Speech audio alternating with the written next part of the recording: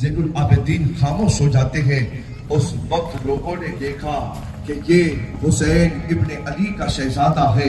جانشین حسین ابن علی ہے۔ ایسا تاریخی خطبہ پڑھا تھا، یزید ڈر گیا، یزید نے جان لیا، کہا کہ اب اپنی جان بچانا کہا مشکل ہے۔ یزید گھر کے اندر آ کر کے اپنے محل میں بلوایا، کہا امام، کہا علی اوسط، اب اگر آپ مدینہ جانا چاہیں تو آپ جا سکتے ہیں، کہا آپ کی جو شرطیں ہوگی ان شرطوں کو ہم پورا کرنے کے لیے تیار ہیں۔ عزیزان ملت اسلامیہ، ان شرطوں کے حوالے سے آپ نے میری زبان سے کئی مرتبہ یہ بیان بھی سن چکے ہیں، مگر بات بتانے کا مقصد یہ ہے کہ کربلا کے میدان کے اندر بات کربلا بھی امتحان کے میدان کے اندر سفر المظفر اور حتیٰ کہ اور آگے 3 مہینے تک امام زین العابدین آپ پیش ہی ہے، بلکہ لوگوں نے یہ بھی دیکھا کہ مروان کی جب حکومت، عبد الملک بن مروان کی جب حکومت تھی، اور اس وقت امام زین العابدین کی ماں بات کربلا اتنی مقبولیت ہوئی کہ لوگ جب حج کے لیے جب آتے نا تو آ کر کے کہتے شہزادہ رسول، کہا کہ ہم یزید کے ہاتھ کے اوپر، کہا یزید کے معاونین کے جتنے لوگ ہیں ان کے ہاتھ کے اوپر ہم بیعت کرنا نہیں چاہتے ہیں، کہا خلافت کی کرسی کے اوپر اب اگر کوئی بیٹھے گا تو کہا وہ حسین کا شہزادہ بیٹھے گا، کہا ہم آپ کے ہاتھ کے اوپر بیعت کرنا چاہتے ہیں۔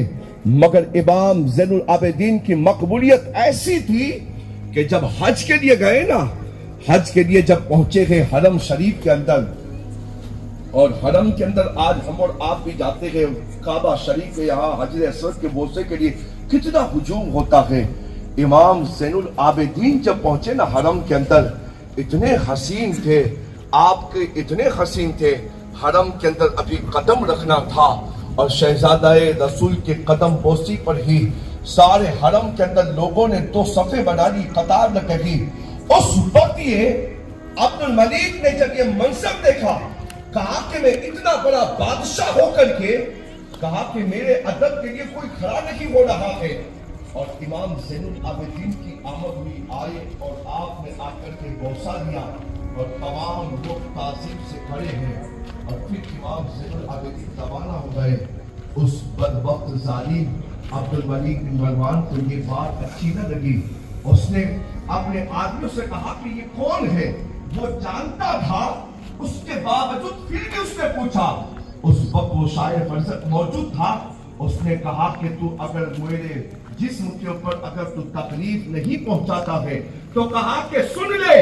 یہ جو شہزادہ جو آیا تھا، کہا کہ جس کے چہرے کے اندر اتنی کشش تھی، کہا کہ اتنا پرتعب جس کا ایسا چہرہ تھا، کہا کہ لوگوں کے دل اس کی جانب تو راغب ہو گئے تھے، ادب اور تعظیم میں کھڑے لگے، کہا یہ مدینے کا کوئی اور نہیں تھا بلکہ یہ وہ شہزادہ تھا کہ جن کی شان کے اندر اللہ نے قرآن مقدس کے اندر آیت تطہیر نازل فرمائی ہے۔